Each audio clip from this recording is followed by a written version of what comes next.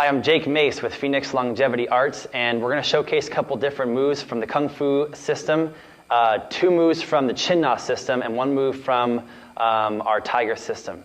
So our Chin Na is basically Chinese grappling, Chinese wrestling. Okay, these are just simple techniques to hyperextend joints, to put people in submissions, and to escape from submissions. My beginning background in martial arts was in collegiate wrestling, and a lot of these techniques are escapes and takedowns from wrestling, but wrestling for the street where there's no rules. So in collegiate wrestling, for instance, a full Nelson is illegal, a half Nelson is legal. So a half Nelson is when you have somebody on the ground and you have one arm underneath the arm, the other hand behind the head. You're trying to cramp up their neck and turn them on their back to pin them. On the street, they might actually get you in a full Nelson with both hands behind your head. So I had somebody when I was a teenager do this to me and almost put me out.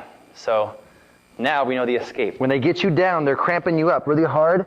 They're trying to close off your windpipe, okay, as well as restrict your blood flow so you pass out. So even if you can hold your breath, it won't matter because you're going to pass out. So the first thing I do is everything stems from the ground up. I sink a little bit, I bend the knees, and I try to stay calm and have a good foundation.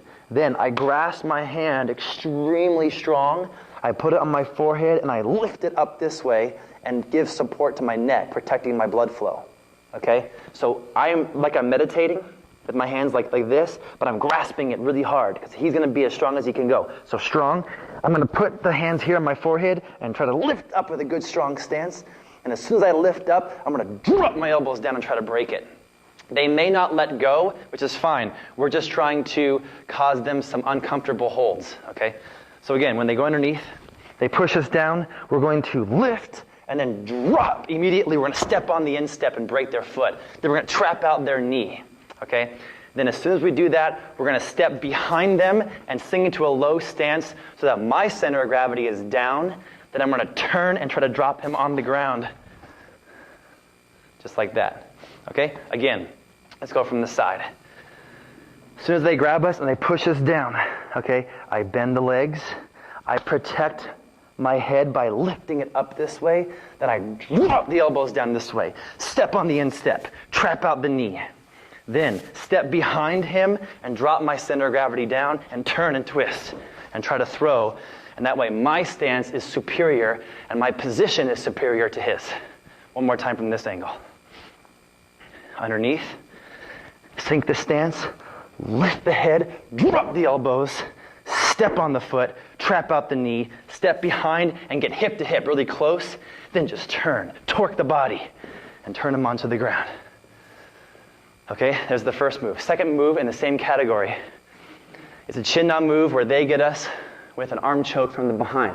And his whole goal is to lock that forearm in my throat, to change my voice, and to make me lose blood flow. Okay, so again, very similar escape, only this time I'm going to grab onto his wrist and his arm right here. I'm going to turn my chin into the gap of the elbow so it gives me a couple more seconds of blood flow.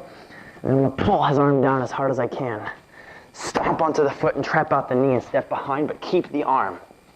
I want to keep the arm because now, like a praying mantis grabbing his prey, I've got control of him, and I can use this arm when I torque to throw him behind, again, just like the full Nelson. Okay, so these are kind of like sister Chin Na techniques. From this angle, same thing.